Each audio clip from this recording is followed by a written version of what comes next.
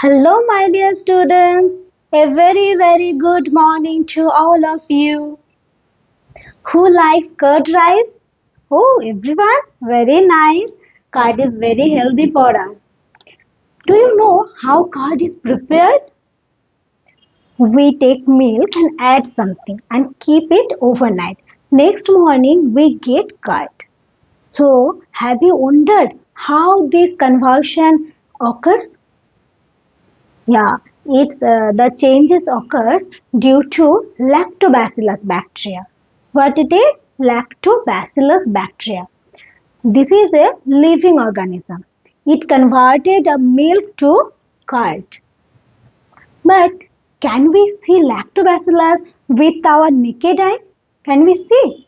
No. Yeah, we can't see because this lactobacillus bacteria is very small, very tiny. These type of organisms, which are very small, we can't see with our naked eye, they are called the microorganism. Micro means very small.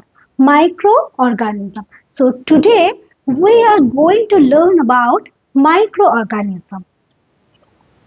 Microorganism. So in this word, micro and organism, two words is there. Microorganism. Micro means very small or tiny, very tiny. And organism means the living beings.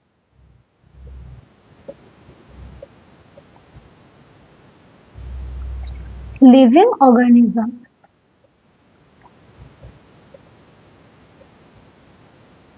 So, microorganisms are those who are very small in size. We can't see with our naked eye. Then they are called the microorganism.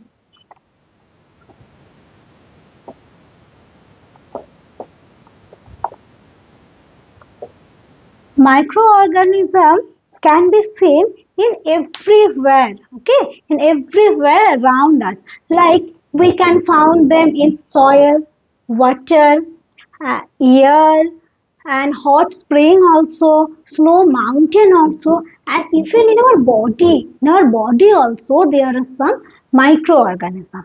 Okay, so today we are going to learn about this amazing microorganism. As I already told you, we can't see microorganisms with our naked eye. So, how can we see them? We use microscope. We use microscope to see the microorganism. What we use? Microscope. Microscope.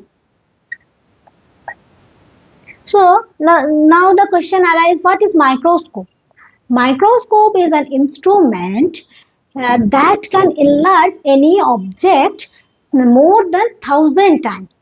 Okay, more than 1,000 times they can enlarge any object uh, because it is made up of combination of lens.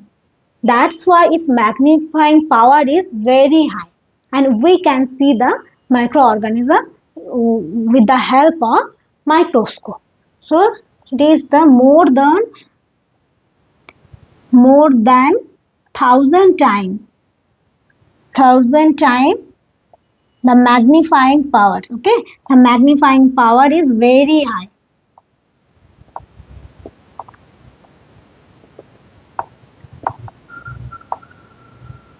Magnifying power is very high. In this microorganism, we have different types of organisms. So we have mainly 5 types. In this microorganism types, I will write here the types of microorganism.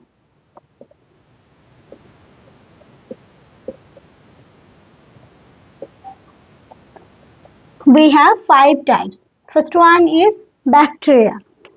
So first one is bacteria.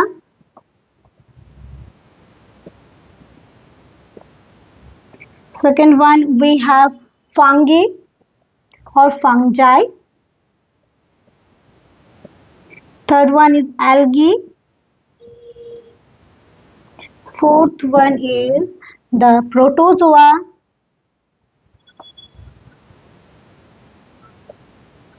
And fifth one is the viruses.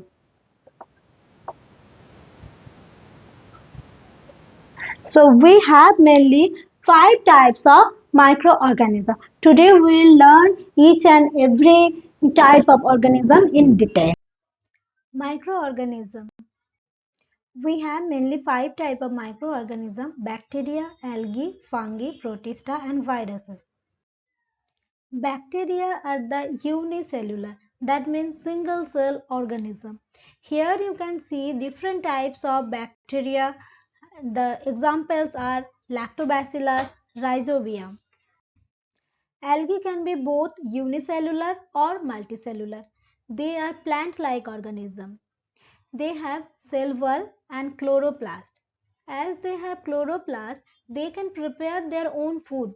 So their mode of nutrition is autotrophic. Some example of algae are volvox, nostoc. Protozoa are animal-like organisms. As we learn, the algae are plant-like organisms. Protozoa are animal-like organisms. They don't have cell wall and don't have the chlorophyll.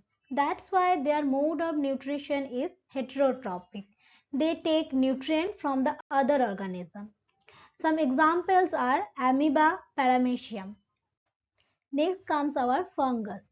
Fungus or fungi, they don't have chlorophyll. So their mode of nutrition is also heterotrophic mode of nutrition. They take nutrients from the dead or decaying matter. Here you can see three different type of fungus. Like first one is bread mold, second one penicillium, and third one is the mushroom. In the rainy season, you must have seen that if we kept bread for some days, it will get spoiled and there a greenish mass of growth is appear. So this growth is because of the fungus. Okay, that is actually the bread mold. Next comes viruses. Viruses are also very small, that's why they are also called microorganisms, but they are different from other organisms because they can call the in between living and non-living. When they are present in the outside of the host body, they act as a non-living thing. But when they enter into the host body, they act as a living organism. For their reproduction, they need host body. Examples are COVID-19, bacteriophage, etc. I think you will never forget this COVID-19. Because of this, we have experienced the pandemic. We have different microorganisms in our surrounding. Some of them are very beneficial to us and some of them are harmful to us. The beneficial microorganism that we can call friend and the harmful that we can call foe. So beneficial organism, microorganism, we have Lactobacillus, Rhizobium, yeast, E. coli, and in many others. So first of all, the lactobacillus, it is responsible for the conversion of milk to the curd. Okay, and it also helps in fermentation process in the food industry. Next comes Rhizobium. Rhizobium is the organism which present in the root nodules of the legume, pea and lentil plant, and they are responsible for trapping the nitrogen into the soil. So they are the nitrogen fixation bacteria, the Rhizobium. They trap nitrogen from the atmosphere and increase the soil fertility. Yeast are the responsible for large-scale production of alcohol. They are responsible for fermentation process. E. coli are present in our large intestine. In the large intestine, its main function is to convert the undigested food into the feces. So, E. coli is very useful bacteria in our gut. And another one is Penicillium notatum. I forgot to write here. The Penicillium notatum, this from this, the first antibiotic penicillin is discovered by the scientist Alexander Fleming in 1929. Now we will discuss about some harmful microorganisms. Here the organism and which disease they are caused. Like bacteria cause some disease, TB, that is tuberculosis. It is caused by the Mycobacterium tuberculosis bacteria. Next comes cholera. Cholera is caused by the Vibrio cholerae, and typhoid is caused by the Salmonella typhi, and anthrax is caused by the Bacillus anthracis bacteria. Some viruses are also causes the disease like hepatitis, polio, dengue, AIDS. All are caused by the virus. AIDS is caused by the HIV virus, and malaria is caused by the plasmodium, which is a protozoa. So all these are the harmful um, harmful to us, so they are the foe to us. As the microorganism causes harm to the animal, like they cause harmful effect to the plant also. The citrus canker is caused by the bacteria. The citrus fruit like orange, lemon, there is one disease, the citrus canker. It is occurred by the bacteria. And another disease, that is rust of wheat, that is caused by the fungi. And yellow vein mosaic disease in the windy, or we can call them the okra, it is caused by the viruses. So some microorganisms are harmful to animal as well as plant also. So today we have learned different types of microorganisms. Some of them are beneficial to us and some of them are harmful to us. Hope you all understand. Now ma'am will ask you some questions. Give two examples of beneficial bacteria. Very good. Rhizobium and the lactobacillus. Next question. Um, what is the causative agent of the malaria? Which organism causes malaria? Very good. Plasmodium. Very good. So that's all for today. See you in the next class. Thank you.